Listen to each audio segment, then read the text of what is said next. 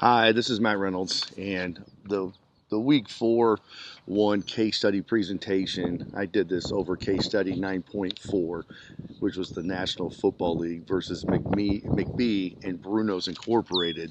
The plaintiff was the National Football League and the St. Louis Cardinals. The defendants were the owners of several St. Louis restaurants. This case alleges the owners of the restaurants violated federal copyright and communications law by showing Cardinals games, home games, that had been blocked out in the St. Louis area. According to the NFL and the Cardinals, the restaurants picked up the signals for the games through a satellite dish antenna. There had already been a temporary restraining order issued and a preliminary injunction issued by the district court. After a trial, the district court entered a permanent injunction against the defendants based on the Copyright Act of 1976 and the Federal Communications Act. The Cardinals, one of 28 teams in the National Football League, is an unincorporated nonprofit association which plays scheduled games against the other members of the league.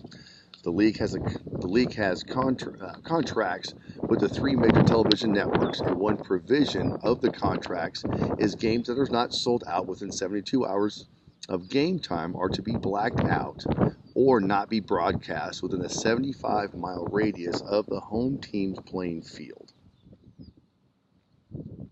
Both officials of the league and the football team testified at trial that this mandate boosts team revenue directly by increasing ticket sales and indirectly because a full stadium adds to a more enticing television program, thus making the right to broadcast games more lucrative.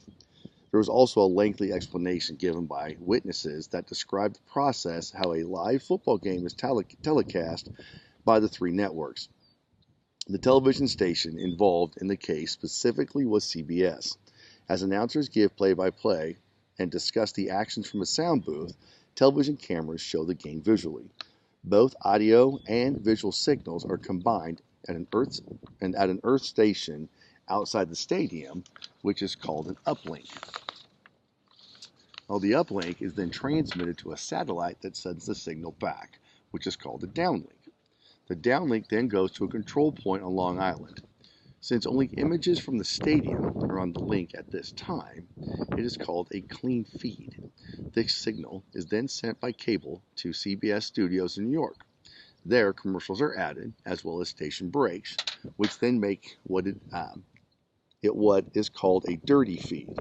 The final step is an uplink to the satellite and then a downlink to local affiliates, who then add local content and details prior to airing the live broadcast. This process is all completed in a matter of seconds. The NFL asserts the delay from the action on the field to the broadcast by local affiliates happens instantaneously.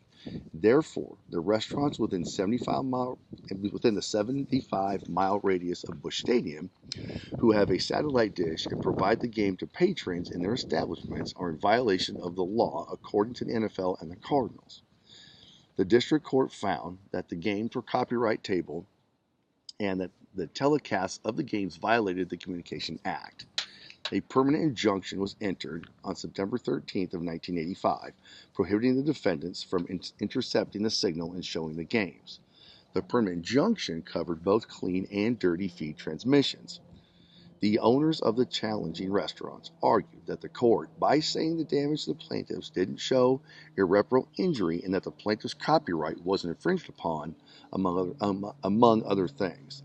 The defendants argued that their transmission of the games was on a single receiving apparatus commonly used in homes and not on a commercial equipment which would have enhanced the sound or visual quality.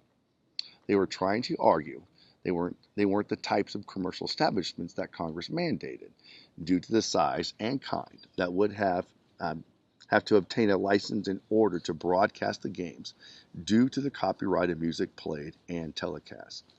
In the end, the courts found the defendants, Gerald Gutman and Frank Incorporated, had not violated the Copyright Act, and there was no irreparable harm to justify permanent injunction relief. The court issued a permanent injunction against McGee's McBee and Bruno's Incorporated, based on the Copyright Act of 1976 and the Federal Communications Act. Now today, I believe that there are no more blackout games. Now that the Cardinals have also moved from St. Louis back down to Arizona. So this was kind of interesting to look at and read upon, knowing as I've watched NFL games for years and years and years, and how being a fan and not being able to watch my team on TV on Sundays was quite frustrating. And I think that's probably one of the reasons now, plus advertising and everything else, where the blackouts, I believe, do not apply anymore. So this was a great case, interesting case, because I think lots of people probably tried to, at different times earlier in the NFL, when they only had the 2018s, that they would try to watch these games any way that they possibly could without going to them. Anyway, again, this was case study 9.4, National Football League versus McBee and Bruno's Incorporated. Thank you.